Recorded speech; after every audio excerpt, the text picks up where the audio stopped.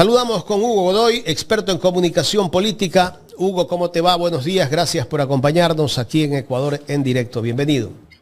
Muchas gracias por permitirme volver a saludar al público de Ecuador en directo, que para mí es un público maravilloso, muy cariñoso, excelente, realmente para mí una bendición estar contigo, Jaime, este día. Gracias. Hugo, ¿cómo analizar todo lo que está viviendo el país? Vemos algunos que ya se están pronunciando, el caso de los médicos que han sido afectados con este despido masivo de funcionarios públicos, pero vemos a médicos representantes del gremio, los médicos que ahora incluso nos dicen que están arrepentidos de haber votado por Daniel Noboa. Escuchaba al doctor Santiago Carrasco, presidente de la Federación Médica, que nos decía que está arrepentido de haberlo respaldado porque la otra candidatura no le ofrecía un futuro para ellos, ¿no? Yo creo que es lo contrario, ¿no? Porque en la época del correísmo o del expresidente Correa, el tema de salud mejoró muchísimo y se hizo mucha inversión en salud. ¿Qué lectura darle a todo lo que está viviendo el país en este momento? Gracias por la pregunta. Mira, el tema del gremio de los médicos es muy interesante porque yo creo que están recibiendo su merecido porque nunca tuvieron una visión país. ¿Y por qué te lo voy a decir? Ellos tienen una visión más gremialista de ellos, de sus propios intereses. Cuando Rafael Correa, en ese tiempo, la asamblea que existía en ese tiempo, te estoy hablando del 2015, 14, 15, trabajó en una ley para que los servidores públicos médicos trabajaran 8 horas diarias, solo 8 horas para no tener carga laboral y para que no tengan otros trabajos fuera. Los médicos, yo trabajaba en Estados Unidos en esa época y los médicos en Ecuador salieron con esta marcha de los manteles de los mandiles blancos. Mira, llegó hasta Washington la información de que Correa era un dictador que estaba persiguiendo a los médicos y haciéndoles daño. No, lo que él trataba de hacer era de impedir el negocio que actualmente existe de los especialistas. ¿Cuál significa?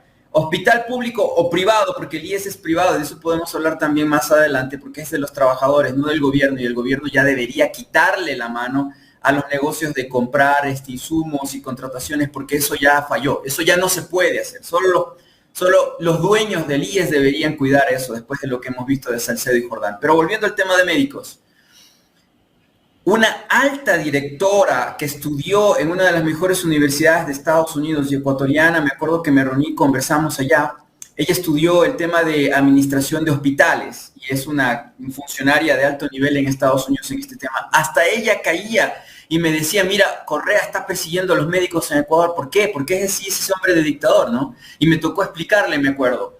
Regreso a Ecuador, termina su periodo Correa, empezó el periodo que recién había empezado, llega Lenín Moreno y Lenín Moreno destruye con esa asamblea de los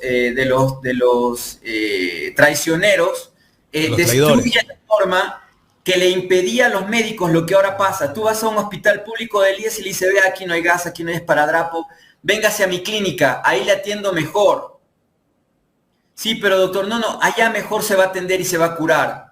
Y eso pasa, tanto en IES como en hospitales públicos te sacan, o el especialista nunca llega, o el especialista timbre y se va a su clínica, o se va a cumplir funciones en otros hospitales privados. Entonces es el negocio. A mí que me vengan, mire, querido Jaime, en verdad, se lo merecen. Se lo merecen. Cuando Lenín Moreno vino el tema de la pandemia, hizo la ley de solidaridad y sacó un montón de médicos, vinieron a mí para ver si se podían gremiar, congregar o organizar. Se organizaron porque despidió un montón de médicos. En el tema posterior a la pandemia, despidió un montón de especialistas y médicos y dejó al hospital con sobrecargas laborales. Nunca se quejaron, nunca dijeron nada. Y luego en este proceso electoral también muchos salen a decir, sí, la obesidad del Estado. Te quiero contar una cosa con respecto a la seguridad del Ecuador y a la salud. Ecuador tiene el peor índice de cesáreas del planeta. Nadie está cuidando el tema de que una mujer embarazada va a una clínica privada y le dicen cesárea. Y recién se está descubriendo los efectos colaterales de la cesárea en mujeres y en las criaturas. Pero aquí las clínicas hacen lo que le da la gana, porque irte a un hospital privado, te voy a decir la verdad, con nombres y apellidos, el Hospital Metropolitano de Quito, por parto natural, o sea que no hay bisturí de por medio, más o menos $1.500, pero con cesárea puede llegar a $10.000. Un parto. Hasta $10.000. Eso ya no es parto, es cesárea. A cesárea, perdón. ¿Quién controla eso? En el hospital de la mujer, en la clínica de la mujer, que no he podido demandarles porque te estoy hablando de una persona que ha sufrido eso en carne propia. Ah, la señora estornuda, hay que hacer cesárea.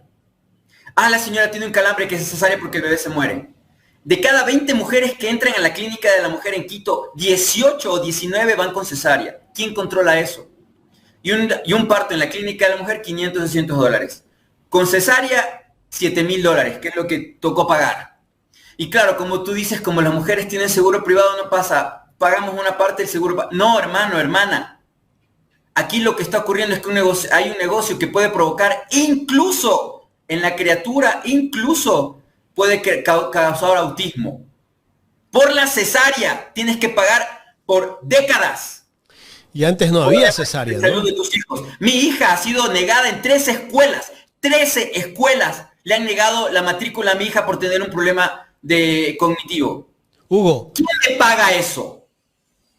Entonces, ¿y quién controla eso? Porque en Estados Unidos o en Alemania, en Europa, para tomar la decisión, por ejemplo, de que una mujer tiene que pasar, y te estoy dando solo un ejemplo, ¿no? De los tantos negociados. Para que una mujer pase por cesárea, tiene que haber un obstetra, tiene que haber un ginecólogo y tiene que haber otros especialistas. No, en Ecuador ocurre, como al desgraciado que debo demandar, que es gineco-obstetra, o sea, el tipo es Dios.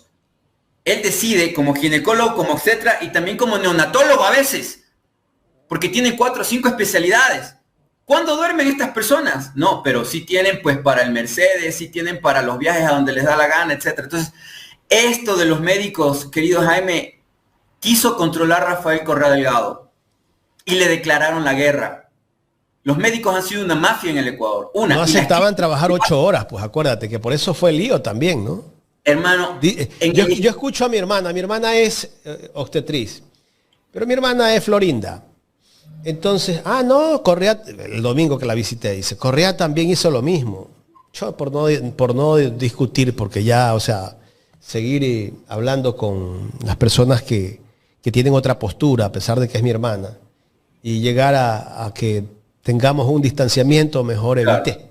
Pero la realidad es esa, o sea, yo me acuerdo que los médicos no querían que les den 8 horas de trabajo, porque algunos tenían medio tiempo.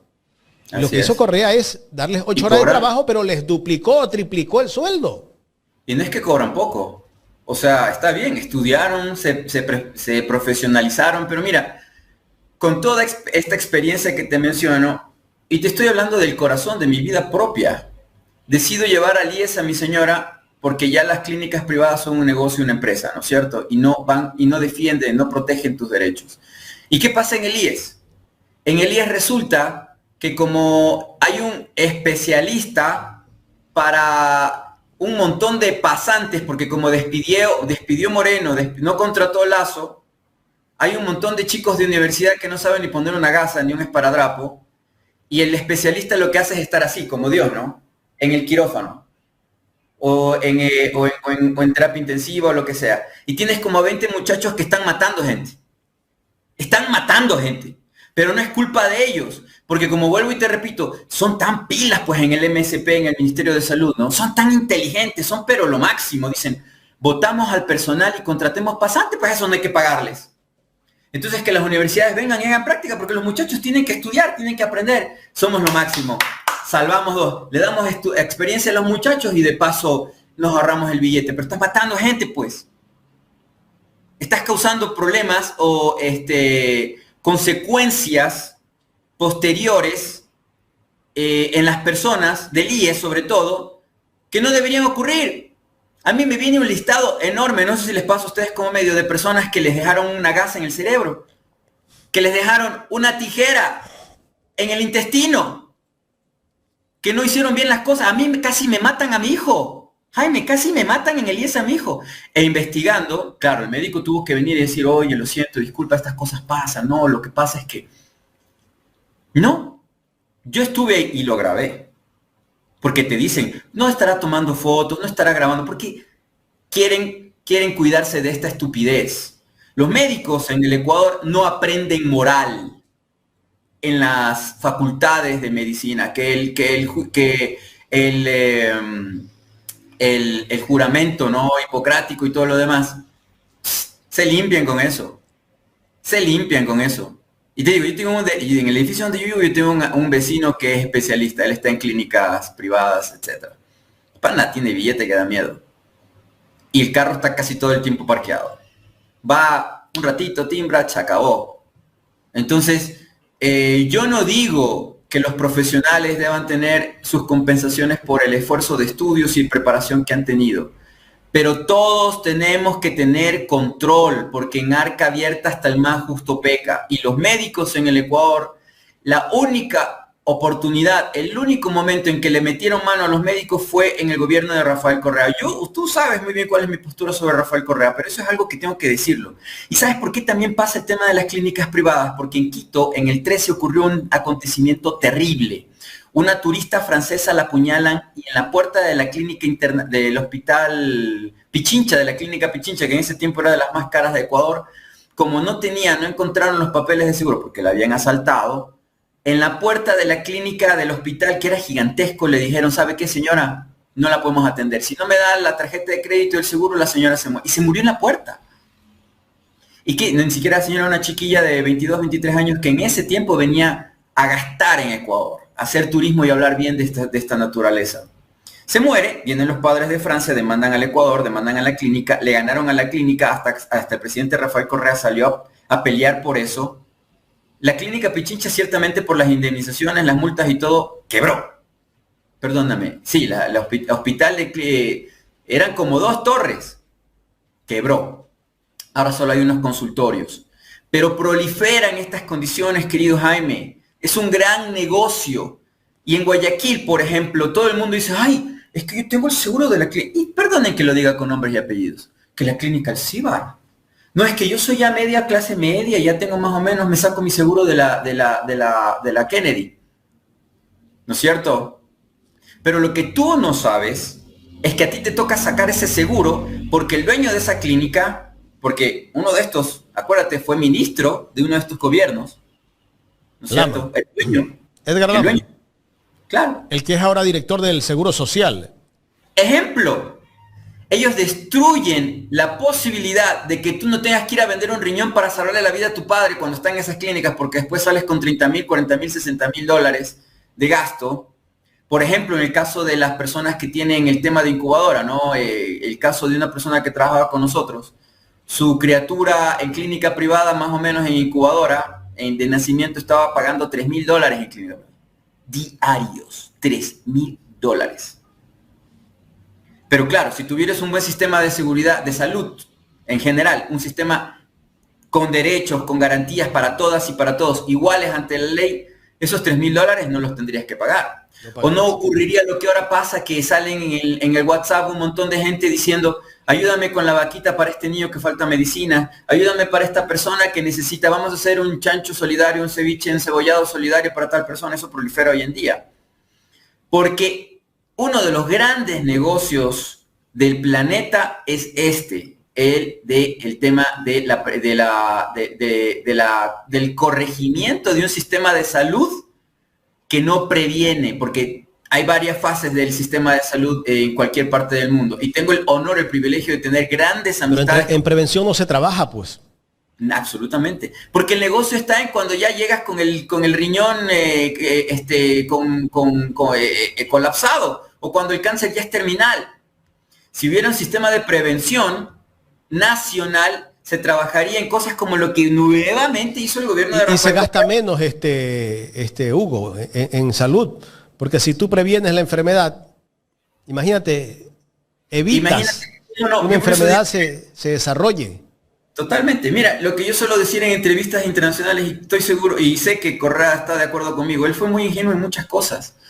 Cuando se metió con la Coca-Cola, con esto del semáforo, que no existía en otra parte del mundo, el semáforo de Ecuador era algo... Eso estuvo bien. Inusual. Era algo, pero de avanzada en temas de salud preventiva impresionante. De todos los productos que tienen azúcar.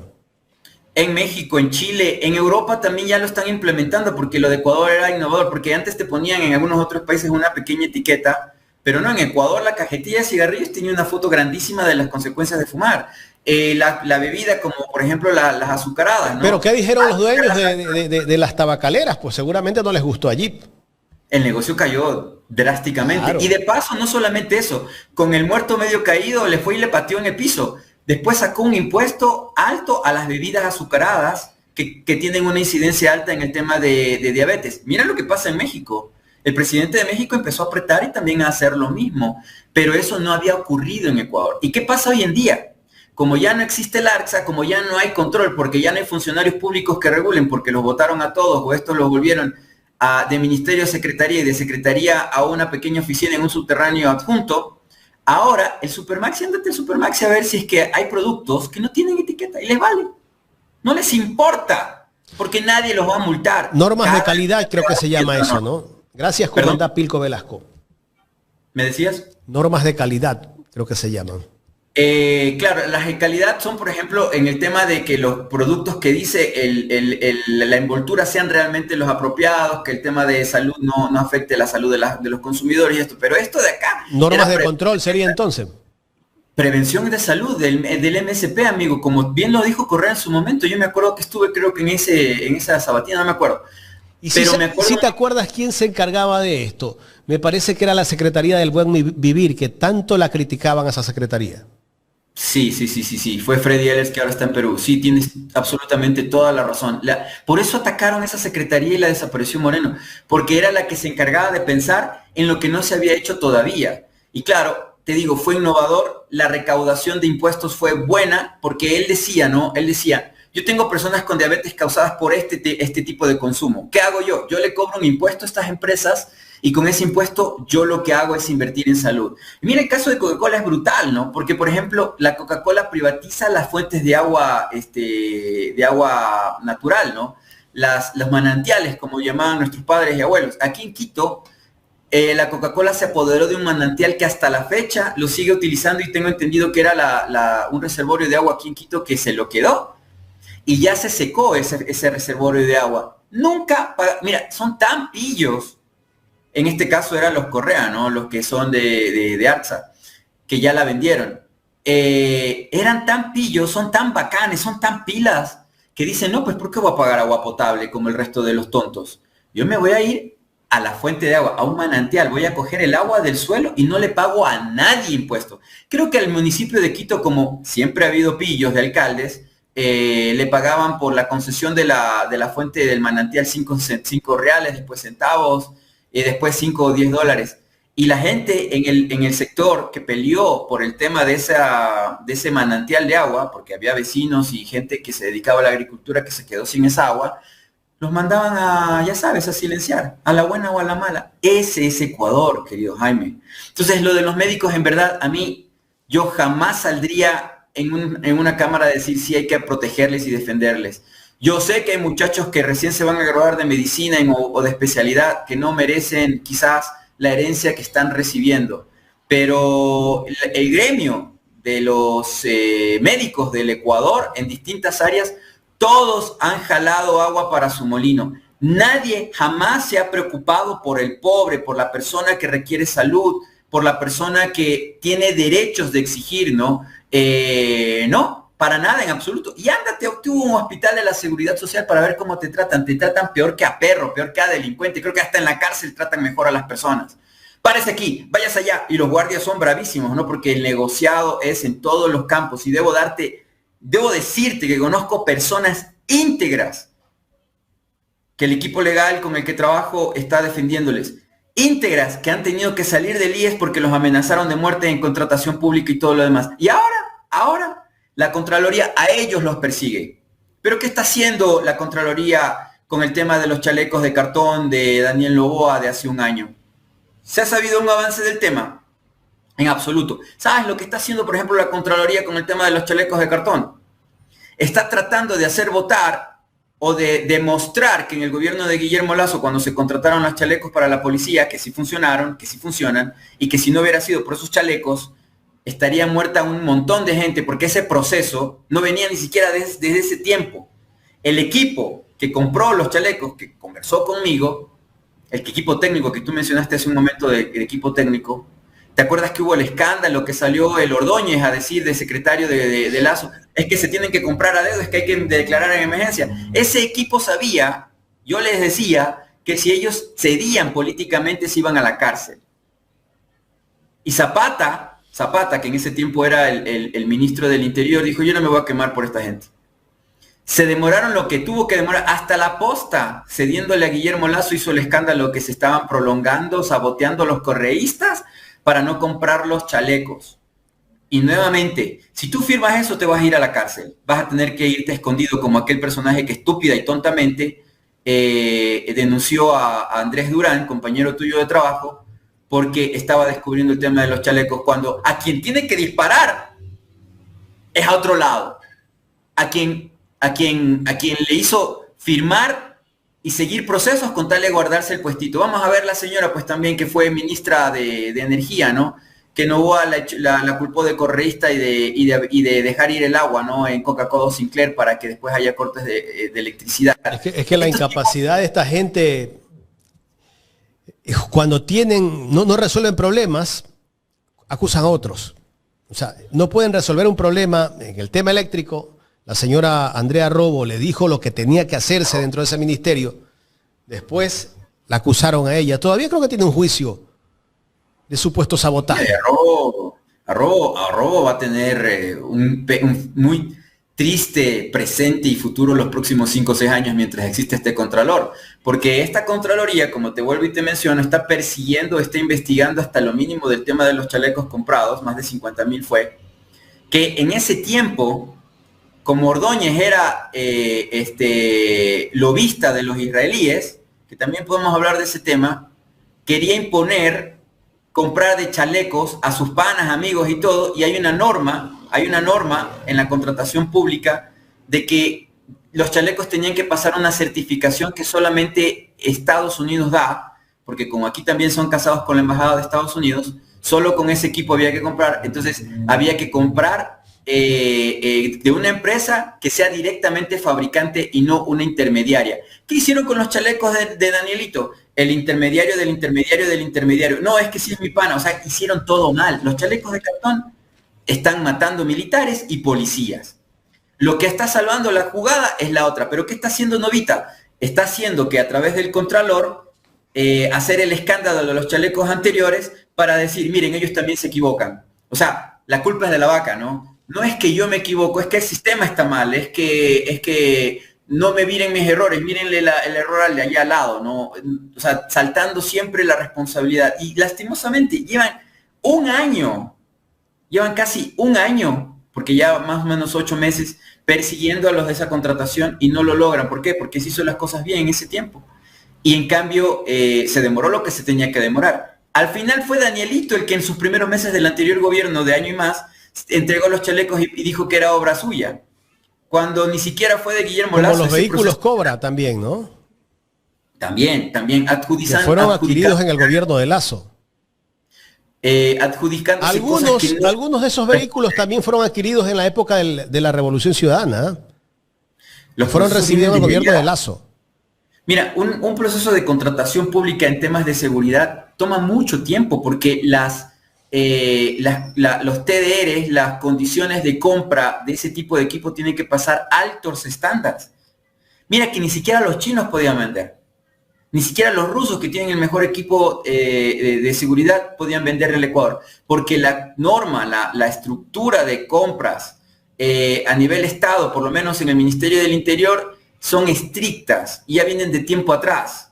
Y claro, cuando vino Danielito chabacanamente, su ministro de seguridad en el ejército, dijo, no, yo me paso todo esto, yo soy pilas, yo soy bacán, igual que Progen, yo voy a comprarle a este man y este man me lo garantiza. Y al final los chalecos eran cualquier desgracia, tuvieron que hacer hasta un show diciendo que si cuida, que no cuida, que corta aquí. ¿En qué país del mundo, excepto este platanal, tienen que hacer ese tipo de verificación? Sería una vergüenza para la institucionalidad de policía o de ejército tener que demostrarle a la ciudadanía o a medios de comunicación que cierto equipo que compran o que tienen es deficiente o de mala calidad. Sería una vergüenza. Por eso yo digo que los que son más afectados del gobierno de Daniel Noboa, en definitiva, es la policía y el ejército.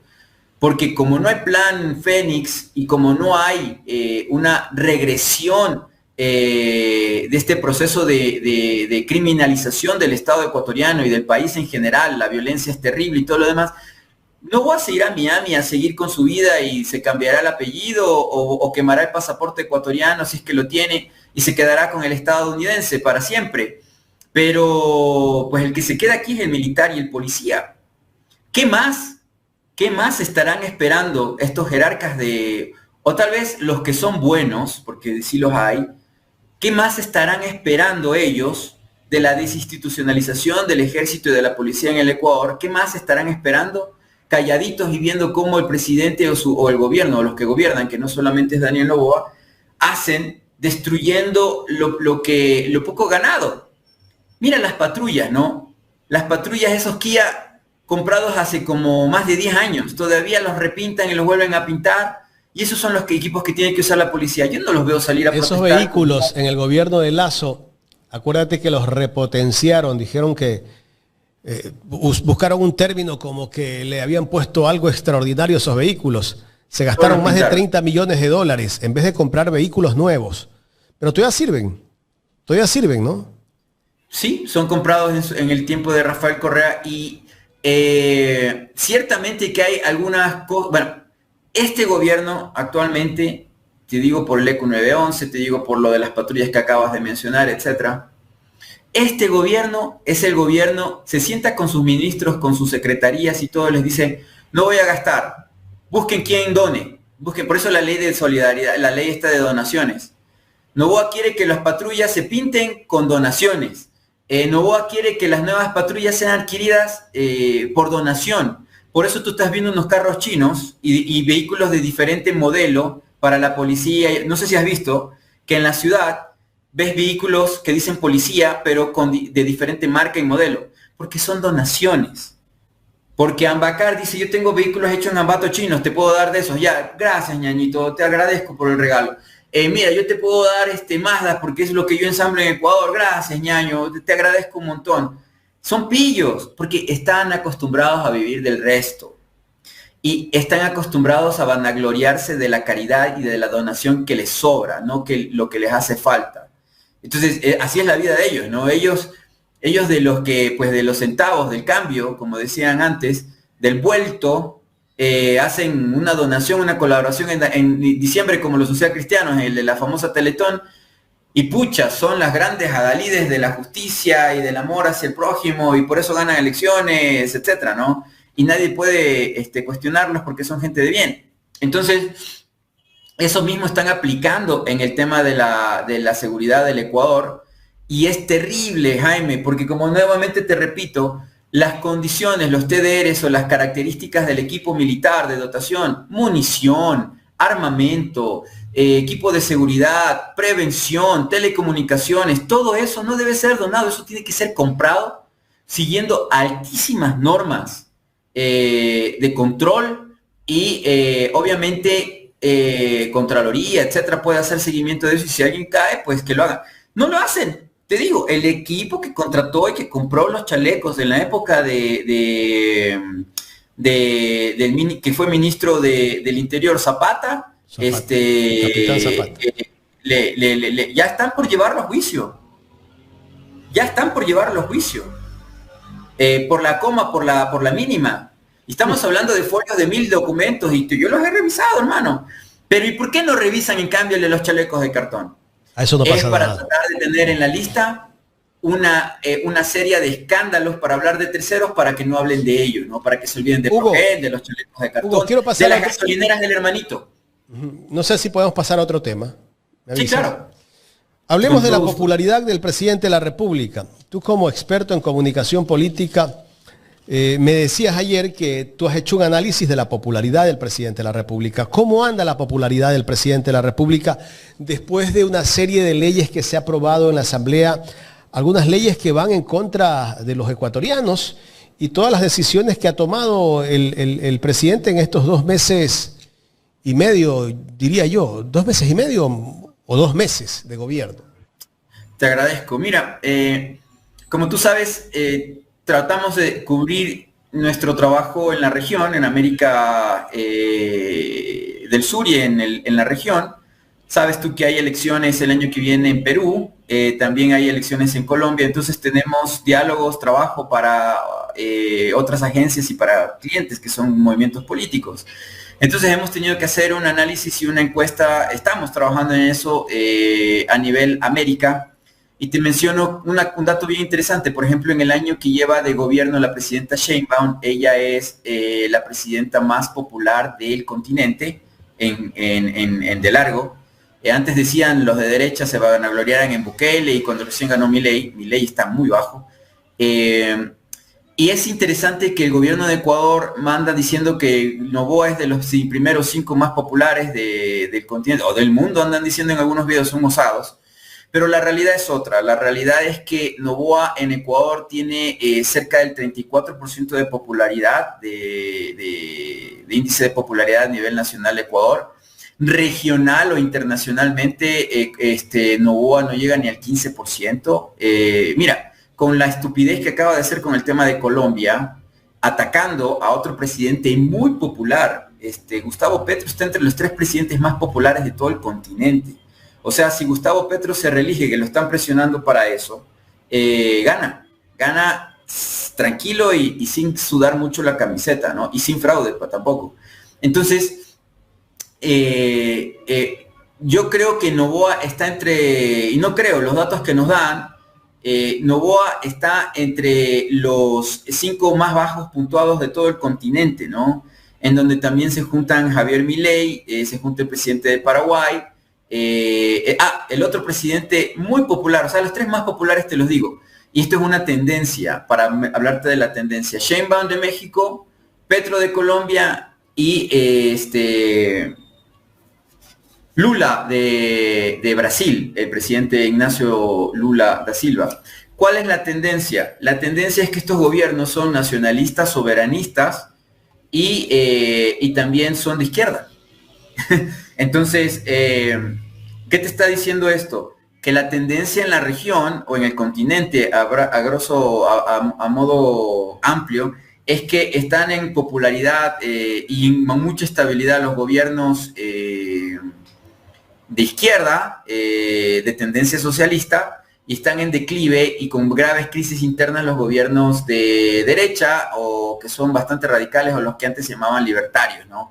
El caso más patético es Donald Trump, que obviamente tiene el caso de pedofilia en Estados Unidos, el caso Epstein, que es una pregunta recurrente en el público, y en el caso de Noboa, a nivel internacional, el ataque a la Embajada de México, tienes el tema de la liberación de presos en la frontera con Colombia, y también un tema interesante que se menciona es que a nivel internacional, algo que se dice es que Noboa no está ayudando a su pueblo, o sea, Noboa no está cuidando su país. Más o menos por ahí van los tiros, ¿no? Entonces, eso internacional, que lo sitúa como un 15%, y en el caso a nivel nacional, obviamente la falta de empleo, la inseguridad es la segunda razón por la cual el público dice que Noboa no ha hecho nada. Y la tercera, obviamente, es la corrupción de él y de su familia en escándalos que obviamente la televisión está tapando, pero que es real, ¿no? Ahora, una de las cosas que nosotros hemos notado es que si bien es cierto, Noboa representa la derecha del Ecuador, es decir, la tendencia de la mayoría de los partidos políticos del país, también debemos decir que notamos y hemos encontrado una tendencia de que el votante ecuatoriano de derecha clásico está buscando una alternativa o buscaría una alternativa dentro de una nueva derecha para un proceso electoral futuro, ¿no? Y que no vería mal si es que se diera una muerte cruzada en mitad del periodo para que el país pueda elegir tanto en izquierda como en derecha una candidatura pues que realmente les represente. Pero si tú le preguntas al ciudadano de a pie de calle si comparas a Milei con Noboa, pues resulta ser que Noboa es más machetero, resultó ser más sierra que Milei. O sea, Milei no ha desbaratado al Estado argentino tan rápido como lo está haciendo Daniel Noboa. Pero también lo hizo Milei. Acuérdate que él fue el que empezó con eliminar ministerios, pues. Claro, pero lo que está haciendo Noboa es eso en este momento. Claro, pero Noboa no dijo eso en campaña, al menos Milei sí fue directo, franco, y el votante liberal o capitalista, como que antiestado. Yo creo que aquí se encierra una palabra que sería el antiestado. El antiestado es reducir al máximo la presencia del Estado regulador. Ejemplo, a los médicos les gustaría que no exista Estado para tener clínicas y cobrar lo que les dé la gana. Ejemplo, cuando fue el tema de la pandemia, acuérdate tú que los laboratorios en libertinaje, porque Moreno no hacía nada, llegaban a cobrar por una prueba PCR que en el mercado podía valer $3-7, ellos cobraban hasta 80, 90, hasta $140, me acuerdo que te podían cobrar por hacerte la prueba PCR en casa, ¿no? Entonces, después se quedó y se estabilizó en 75. Igual era muy caro comparándolo incluso con lo que les encanta Estados Unidos. ¿Cuántos hicieron millonarios, no? En Estados Unidos las pruebas PCR no costaban, ¿no? En Estados Unidos tú te ibas hasta con tu vehículo y en un espacio donde los autos se hacían a un lado, te hacían una prueba PCR gratuita. Aquí en Ecuador cobraban $75. La gente prefería encerrarse en su casita y decir, bueno, Diosito me cure, no sé si tenga, ojalá. ¿Y el pobre cómo podía tener acceso a eso? El que no tiene los $75. Tal vez la gente que puede tener clase media, pero hay gente pobre que no tiene. Y hay familias que eran o son 5 personas, 6 personas. Sí, imagínate, esas circunstancias son alarmantes. Resignado a morir nada más. La realidad social que tenemos actualmente de violencia, de delincuente y una cooptación muy alta de juventud en crimen organizado se da porque, y en eso coincido con Andrés Arauz, por cierto, también el público sabe o puede decir cuál es mi opinión personal sobre Andrés Arauz, pero sí debo decir que en su campaña electoral, esto fue el 21, estábamos en mitad del confinamiento, él dijo, va a haber una grave crisis social si es que el gobierno no mete mano y no les da dinero a estas familias pobres y atiende sus necesidades, pueden delinquir, se pueden morir, puede pasar consecuencias de salud a largo plazo, porque las personas que se enfermaban del virus y no se trataban bien, si quedaban vivas, quedaban con problemas pulmonares, ¿no? Entonces, cardiopulmonares. Entonces, todas esas cosas él dijo, $1,000 a las madres, $1,000 a las mujeres que tienen tal cantidad de hijos, que son pobres, y que han sufrido las consecuencias del encierro, ¿no? Que no tienen un empleo formal. ¿Y qué dijo el votante de derecha? Yo también creo que hubo fraude electoral en el caso de Guillermo, pero no tan fuerte como el de Daniel. Sí hubo una población del Ecuador que votó por Guillermo y no creo, yo discrepo con la gente que opina, que piensa que el presidente de Creo, del que fue el director nacional, que murió de cáncer cuando gana Guillermo Lasso las elecciones, creo que Justicia Divina, él sabía de los casos de corrupción, él sabía del tráfico de drogas y de dinero en el Banco de Guayaquil y era un empleado de Guillermo Lasso. A mí que me vengan a decir que el que se murió era un santo que por poco y volaba sobre dos alas porque tenía apellido bonito y era blanquito, que se vayan a comer corviches, de verdad, porque no hay que tener doble moral, ¿no? O sea, hay que ser sinceros y reales, ¿no? La verdad no tiene que ser enemiga de la justicia. Hugo, ¿tú crees que Daniel Noboa va a terminar el periodo? Mira, de lo que aquí van temas de corredor de Carondelet, ¿no? Tú sabes, hay cosas que se pueden y no se pueden decir, pero lo que sí te puedo decir, y que creo que Daniel Noboa quiere que se sepa, y se va a saber en su momento, es que él no quiere gobernar los 4 años. O sea, su estrategia y su plan se ha cumplido quizás en un 80. Tú sabes que estos empresarios son de ¿Por qué? ¿Por qué no quiere cumplir él los 4 años? Mira, ya te voy a decir algunas de las que ha cumplido. Los 80 millones que tenía que pagarle al sistema de impuestos ya los quitó. La primera meta para ser presidente ya se fue en este segundo periodo. Lo hizo rápido. Y él dijo en el debate que no los iba a pagar, ¿eh? Y está cumpliendo, ¿eh? Ese era uno de sus principales objetivos.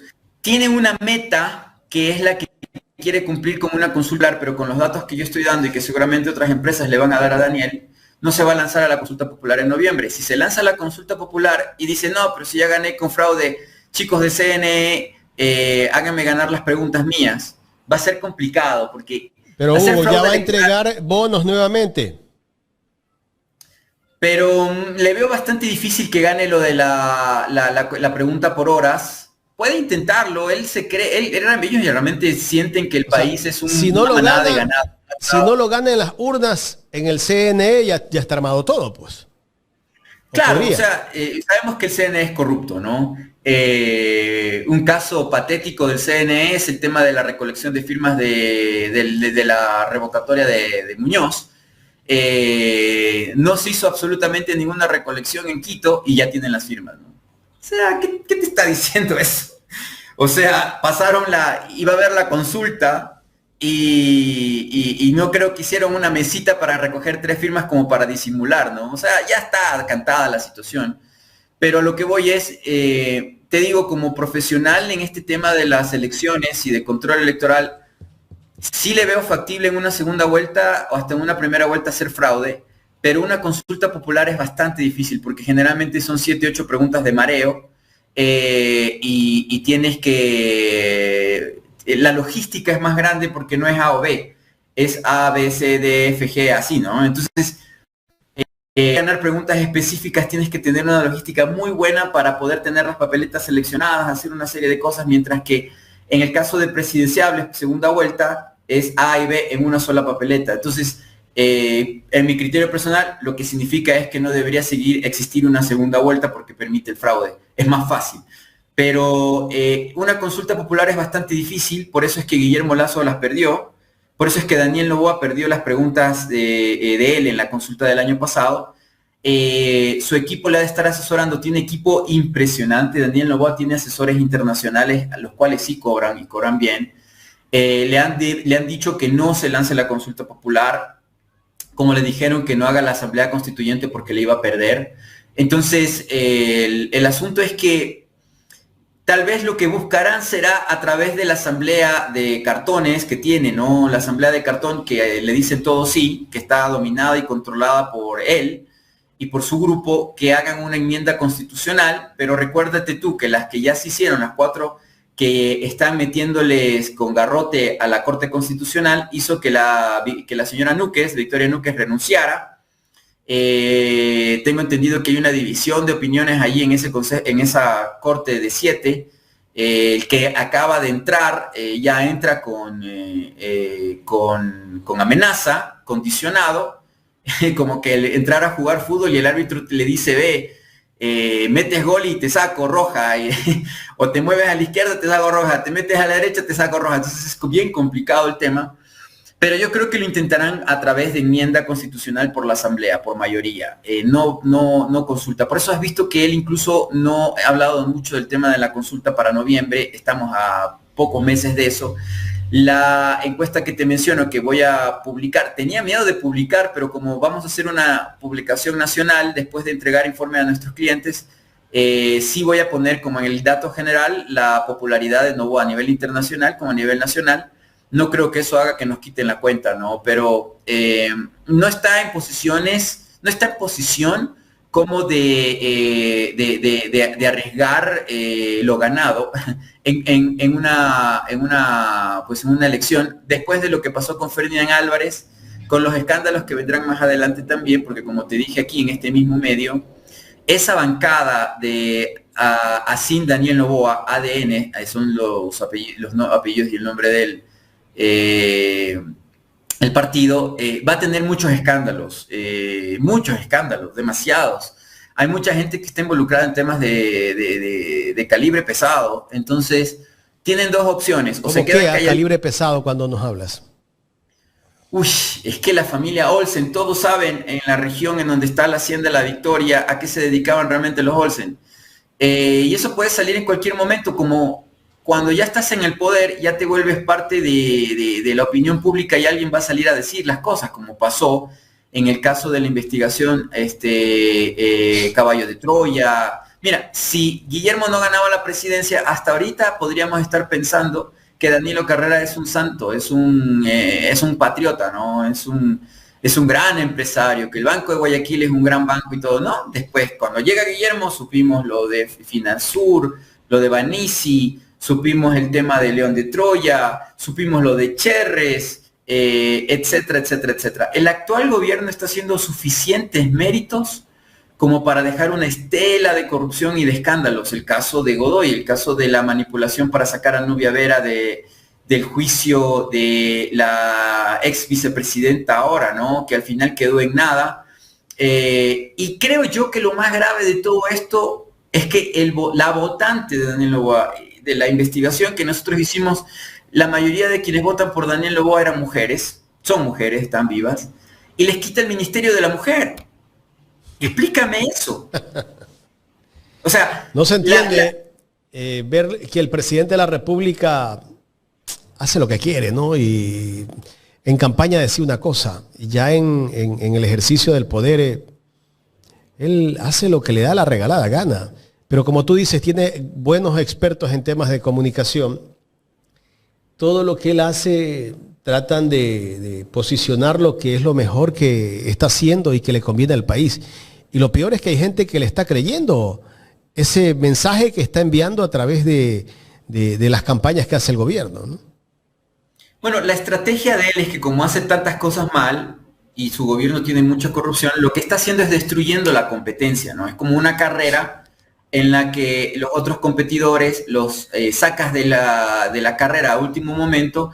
En la carrera le rompes la rodilla a otros y el que te puede ganar, no sé, pues lo envenenas, ¿no? Mira lo que está haciendo con los alcaldes populares de Ecuador, ¿no? Tienes el caso de Aquiles Álvarez, que te debo dar esta exclusiva, según tengo entendido, ya está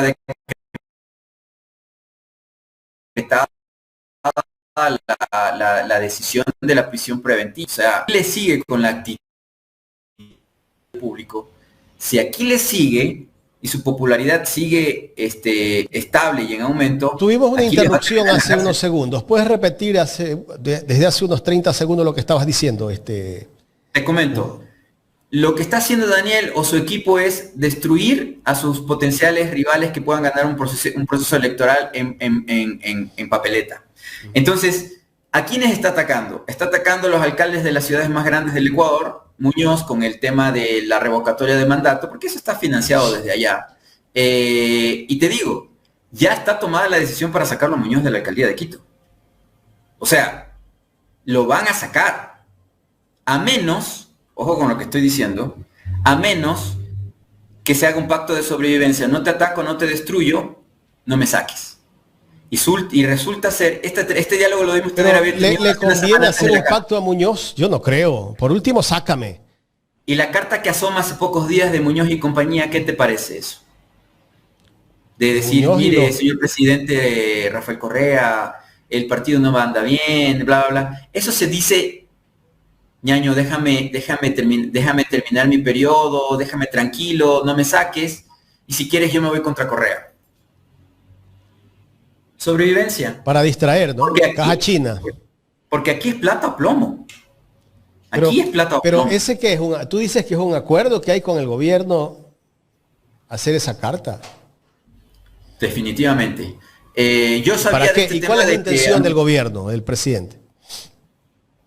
Bueno, en el caso práctico, cuando decidieron perseguir a Aquiles y también a Muñoz, y algunas figuras relevantes que podrían ser potenciales rivales para unas presidenciables de aquí a 4 años, porque si por último Daniel ya no quiere ser presidente, él deja el partido y tendrían que poner a alguien para que sea un candidato o candidata que gane las futuras elecciones, ¿no? Por cierto, otro regalito para las votantes de Daniel Noboa.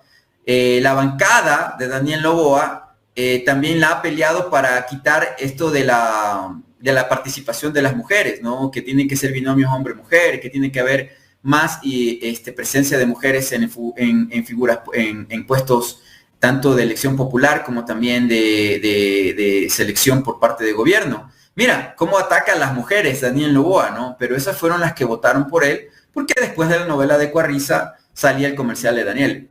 Bueno, eso es otro tema, eso es publicidad, pero volviendo al tema, Aquiles es la figura política con mayor popularidad y respaldo a nivel nacional. No solo porque está en la ciudad y alrededores más poblados, en la región más poblada del Ecuador, sino también porque esa región es la más desilusionada de Daniel Noboa en este tiempo, porque no hay que olvidar que sí hubieron votantes en Guayaquil, como tú bien mencionas, hay florindos, hay lacistas, hay novoístas, hay León Febres corderistas, hay negocistas. Hay gente que aunque pues les pongan delante el oro va a decir, no, yo prefiero la caca, perdóname que te lo diga así, pero es tal, porque están acostumbrados a eso, ya están programados a esa situación. Entonces hay un voto fuerte de derecha en la costa ya por tradición.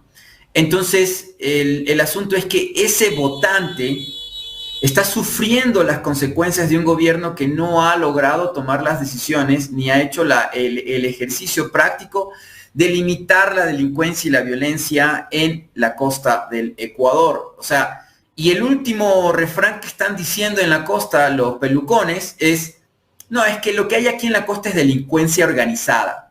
No hay el robo, no hay, o sea, tú puedes caminar, puedes irte a Salinas, tomarte tus tragos, puedes salir a festejar y todo lo demás. No, aquí no hay ladrones, aquí no hay violadores. O sea, lo que aquí hay es crimen.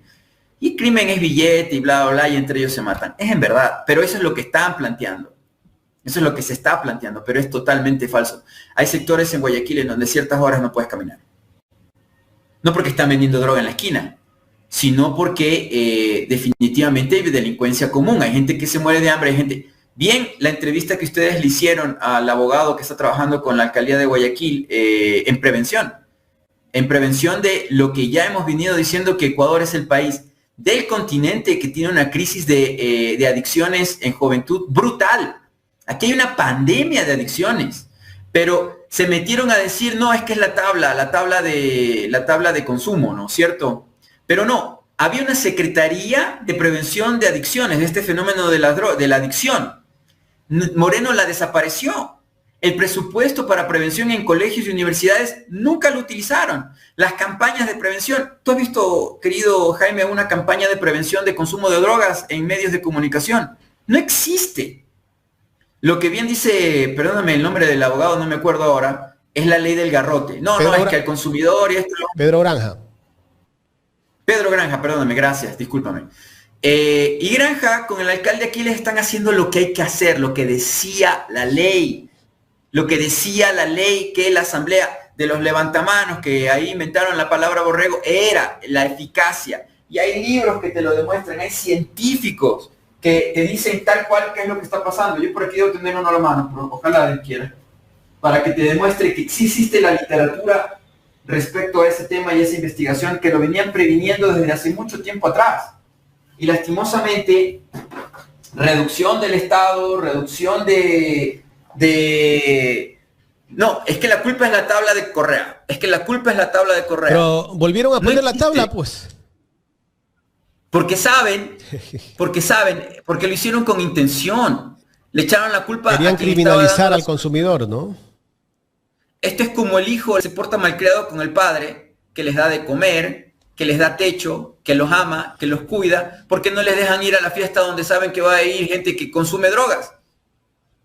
Y se pelean con el padre. Eso es lo que le pasa al pueblo ecuatoriano por ignorancia, porque no saben, no entienden. Entonces, en este momento, y qué bueno que hayas invitado a Pedro Granja hace 2 días porque te dio datos duros, que también yo los he dicho un montón de ocasiones, los chicos se están metiendo drogas en formas impresionantes. Los barrios, los sectores más pobres del Ecuador viven una crisis de drogas brutales porque además de que consumo, drogas que son altamente dañinas y contaminantes, para poder consumir más y para salir de la pobreza, de la miseria, vendo en la esquina, vendo en el barrio, y después me dice el que me vende, me dice, mira, toma esta arma para que te defiendas y para que votes a los de la cuadra que te puedan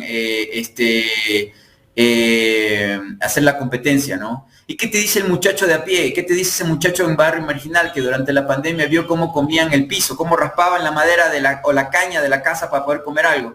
No, pues prefiero vivir como rey 1 año, 2, 5, 10 años, hasta que me muera, me peguen un tiro, como pasó al de Manta, ¿no? El mexicano, que claro, vivía en opulencia, ¿no? El tipo muere en un Maserati. O sea, y el tipo viene de abajo, ¿no? Prefiero vivir 10 años como rey que vivir 50, 60, 70 años como esclavo escupido, insultado, choleado, como dicen en la calle, por los blanquitos que siempre tienen el poder. Y de paso me caso con una mujer bien guapa y maravillosa, como es el caso. Es que ese es el sueño de los muchachos, amigo. Es capitalismo puro y duro, ¿no? Entonces, vivimos esa crisis. No hay Estado. Nuevamente con el tema de salud, no hay prevención. Tema de drogas, no hay prevención. En Guayaquil lo están implementando. Hay ausencia del Estado. Hay ausencia de la ciencia de lo público, de la aplicación de la estrategia científica. Tú sabes, yo soy especialista en comunicación estratégica y la estrategia abarca todas las áreas y principalmente estrategia es prevenir y predecir, programar algo para que el proceso lleve a un resultado definido, controlado, que puedas decir y qué es lo que va a pasar como un programa de computadora. Pongo una tecla y esa tecla aparece y hace algo. Entonces, así debería ser la estructura de un Estado. Quitan Semplades, en el gobierno de Lenín Moreno la vuelven secretaría, ahora prácticamente la desaparecen a la planificación del Estado, lo que estamos tú y yo hablando se trata de planificación. La Noboa con el decreto de hace 10 días, el decreto 56 o 60, 56, desaparece la Secretaría de Planificación. El de a pie que se muere de hambre, que vende jugo de naranja en una esquina, dice, yo no quiero Estado porque el municipal me está quitando el camellito aquí en la esquina. O sea, que la alcaldía no tenga plata para los municipales, para que yo pueda vender mi jugo de naranja sin control técnico, fitosanitario. Bueno, eso es otra cosa. Cada uno busca crear una selva para conveniencia propia, personal. Pero ¿qué pasa para el juguero? Por ejemplo, para hacer ese mismo ejemplo, no tienes seguridad de salud, ¿no es cierto? No tienes una educación, no tienes seguridad en la calle, porque viene, como no hay municipales y tampoco hay Policía Nacional, viene un pana y te dice, ve, me vas a tener que dar 5 o 6 dólares cada día para estar aquí en esta esquina. ¿Quién eres tú? Yo soy el que manda este barrio y cuadre, te vacuno y punto. Y si no, ya sabes lo que te pasa. Uy, me equivoqué. No tener Estado. Es que la gente es inocente, ¿no? Nuevamente, como le digo en muchas oportunidades al tema de Rafael Correa, la prevención tiene que ver mucho con no ser inocencio, por pecar de esta palabra que no uso muy común, pero que en el Ecuador tiene que memorizarse en cada una de las mentes de las y los ecuatorianos, ¿no? No debemos ser ingenuos. Los gobiernos anteriores y la estructura política interna y cercana a Rafael Correa fueron muy ingenuos, demasiado. Mira lo que está pasando ahora con el tema de Jarrín, ¿no? La traición de Jarrín, que es el más grande asesor relevante de Daniel Noboa. ¿Por qué se va de la gasca de ministro de gobierno? Porque se cansó de ser el tonto útil. Porque el que toma las decisiones... Pues. Buen punto. ¿Tú crees? Bueno, claro, tenemos este Consejo de Participación Ciudadana que es más, drones o carritos a control remoto de Carondelet que cualquier otra función del Estado, que por cierto, estos personajes que se dicen demócratas son dictatoriales en todo el sentido de la regla. Porque cuando Guillermo Lasso llegó a presidente y se cambió la ley para que sean designados por votación popular no partidista los consejeros del Consejo de Participación Ciudadana y Control Social, el Consejo de Tuares, ¿qué hicieron los del Congreso de ese tiempo o Asamblea de ese tiempo que eran morenistas? Destituyeron a toditos. Bueno, se vino la consulta popular para ponerlo a Trujillo y compañía, que no fue escogido por el pueblo, sino fue a dedo, por los poderes plutócratas del país. Sacaron a los elegidos popularmente. Se quedan los de a dedo, como algunos personajes desagradables que hicieron mucho daño. Viene otro proceso de elección, llega gente elegida por el pueblo. ¿Qué importa si tenía la camisa celeste o lo que sea? Fueron elegidos. El voto es justicia para el pueblo. Y los destituyen hace pocos meses. Con el tema ligado. Que eran incómodos. Nunca ha existido el respeto al votante respecto al Consejo de Participación Ciudadana. Nunca ha existido. ¿Y qué es lo que quiere Noboa? Una consulta popular para sacarlo al Consejo de una vez, para no tener que hacer tanto juego, tanta jugarreta, tanta consulta popular, tanta amenaza, tanta manipulación, ¿no? Porque es complicado.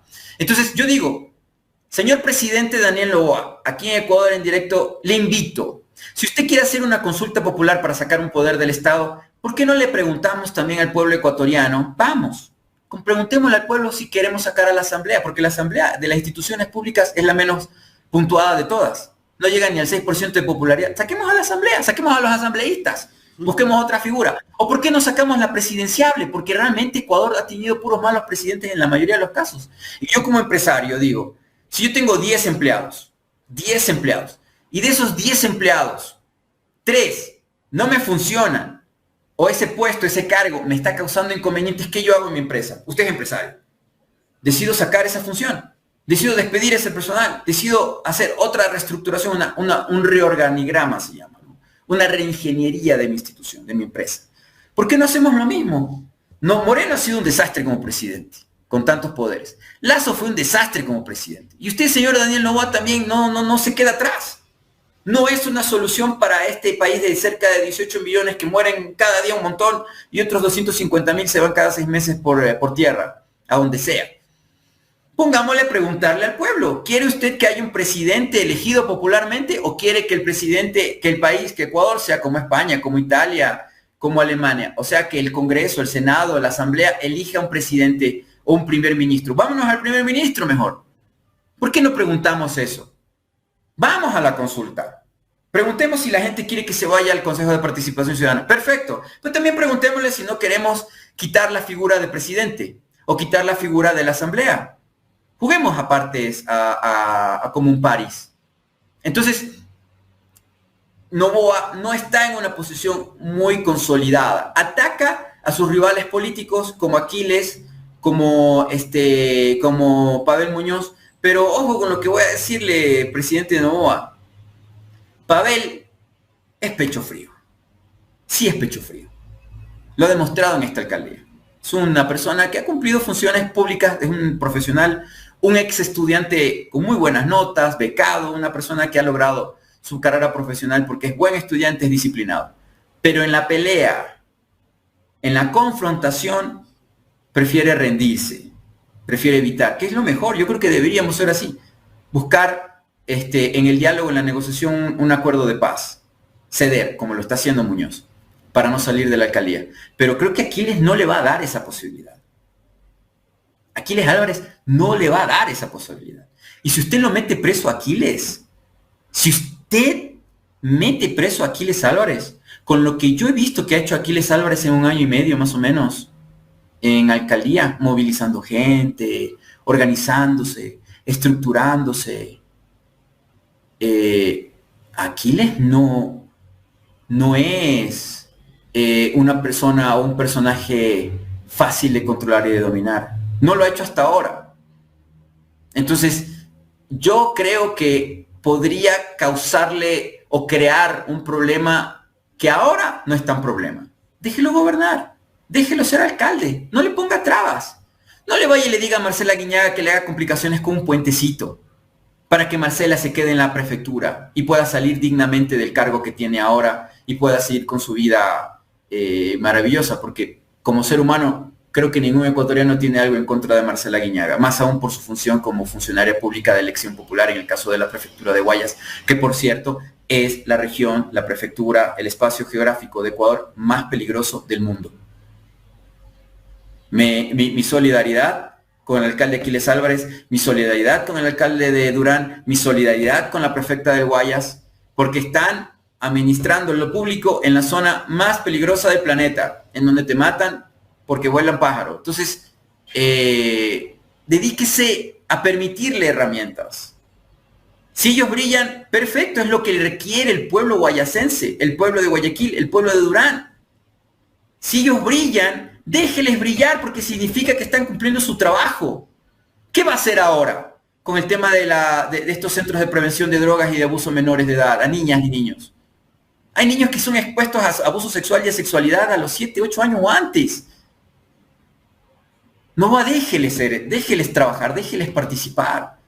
Si usted se va a querer meter por seguir en el poder o dejar que su partido brille, porque te debo de contar una cosa de paso, Jaime. A Daniel no le gusta Quito. Daniel aborrece estar en Quito. Le desagrada Quito. Pero tiene que estar aquí porque la Constitución dice que aquí se gobierna, desde aquí se despacha. Y Quito fue la que le dio la mayoría del voto nacional. Quiteñas y quiteños, le debo decir que a Daniel le da asco estar en Quito. Detesta la serranía de Ecuador, sobre todo Quito. Por eso te digo que le cuesta gobernar más tiempo. Él no quiere estar más allá de 2 años y que la señora Pinto le suceda o algo por el estilo, porque se van a inventar cualquier cuento chino, ¿no? En salud, algún tema de esos, pero claro, dejando toda la estructura bajo control, ¿no? Y monitorearla satelitalmente. A Daniel no le gusta gobernar Ecuador porque no le gusta Huaquito. Sí le gusta Pero sí le gusta Centenera, viajar, ¿no? Sí le gusta viajar, irse 15 días de vacaciones de trabajo, Daniel, ¿no? Daniel no pasa una semana entera en Quito, nunca. Entonces, eso sí le puedo dar de mérito a Guillermo. Guillermo Lasso cuando se impone en la presidencia, se compra una mansión en uno de los sectores más caros de Quito, ¿no es cierto? Se la compra. No voy a decir dónde porque después si se rompe un vidrio me van a echar la culpa a mí. Se compra una mansión, readecúa Carondelet, hace meter como $250.000 en readecuación de la instancia donde se vive el presidente y compañía, pero también se compra una mansión. Y Lasso, sabiendo el poder de Quito, vive aquí. Lasso actúa desde Quito. ¿Por qué? Porque tiene que reunirse con Daniel Noboa porque hay un pacto también de no agresión. Te cedo el poder, mijo. Yo te dejo ganar, yo te voy a hacer ganar, yo te voy a dar el poder y todo lo demás te reúno con Atamaín y compañía, pero tú me tienes que poner en la embajada de Argentina a mi fiscal. Tú me tienes que proteger y cuidar a mi cuñado Danilo, que al final es el dueño de todo. Y Hernán Luque. Tú me tienes que cuidar a mí. Hernán Luque también. Luque, mira el caso de Fito y el caso de Luque. Luque vive en una mansión en Argentina. ¿Por qué el caso de Fito es así y se fue a Estados Unidos? ¿Sabes lo que va a pasar? Y te voy a dar una exclusiva que va a pasar en los próximos días. Fito, supuestamente, va a decir que por poco Rafael Correa era el presidente, el dirigente de los choneros, el duro, el capo. Tienen los gringos y Daniel Noboa tienen para sacar por lo menos 3 Pero no tienen meses, prueba, pues. O sea, él puede decir, pues, y la prueba. Pero mira lo que se o sea, crearán el relato, sí, será una caja china más, ¿no? Lastimosamente el taxista, perdón que lo diga con nombres y apellidos, que está escuchando en la radio, en el automóvil, por el relato va a decir si ha de ser cierto, porque como bien dice mi equipo, y se muere de iras, la gente no lee. Sí. La gente no lee, no investiga, no coge el documento, no coge el archivo, no coge no. Hasta profesionales prefieren que tú vas al médico y, por ejemplo, si vas a un especialista con un papel que dice tu diagnóstico, no, él te pregunta. A ver, ¿qué es lo que usted tiene? Aquí está el diagnóstico, léalo. O le pasas hasta por correo, pero no, tú llegas y no lo has leído. Si hasta profesionales de la ciencia no leen, hermano, ¿cómo va a ser el de a pie? Uy, es que Fito dijo que Correa llevaba plata de la penitenciaría. Es que Fito, ¿me entiendes? Esa la tienen guardadita para un golpe directo y certero. Con los gringos van a coordinar esto. Esto es muy parecido, acuérdate tú, a la consulta popular que lanzó Noboa y que aceleraron el proceso de cogerlo a Polit, para que Polit cante y diga que en el gobierno de Correa y bla, bla, para ganar la consulta popular que lanzó este pillo de Carondelet ahora, pero no ganó en las 2 preguntas, sí ganó en las otras 7, eran 9 preguntas. ¿Y qué pasó? Todo el mundo en Ecuador decía, sí, Polit fue el contralor de Correa y por eso es que pasan las cosas. Polit fue el contralor de Lucio, desde ahí empezó. De Lucio. Pero la verdad, trabajó con Lucio, también trabajó con León Febres Cordero, fue vistaforador de aduana en la época de Febres Cordero. Él siempre estuvo del lado de los socialcristianos, sino que aquí, bueno, ejemplo, se inventan. Como por ejemplo fue vistaforador. Pero sí lo has escuchado a Lucio que dice, ¿no? No, que cuando trabajaba conmigo no era así, él no era correcto, después se dañó. Así dice Lucio, ¿no? Hugo, quiero agradecerte por el tiempo que nos has brindado para hacer este análisis en este día jueves. Nuevamente para despedir, estos alcaldes y estos prefectos, estamos hablando de Cuenca, Guayas y Quito, ¿no? Y prefectura de Pichincha. No nos podemos olvidar de eso. Están sobreviviendo. Pero muchos, para concluir, muchos demuestran su apetito en la política. Oportunistas, sobrevivientes. Se suben a cualquier barco que vean que va a ganar, que llega a puerto seguro. Eso no está bien para estos personajes. Pero respeto, sé que han de tener muchas presiones. Gracias, Jaime, te agradezco mucho. Gracias, Hugo. Hugo Godoy, experto en comunicación política, conversando con nosotros aquí en Ecuador en directo.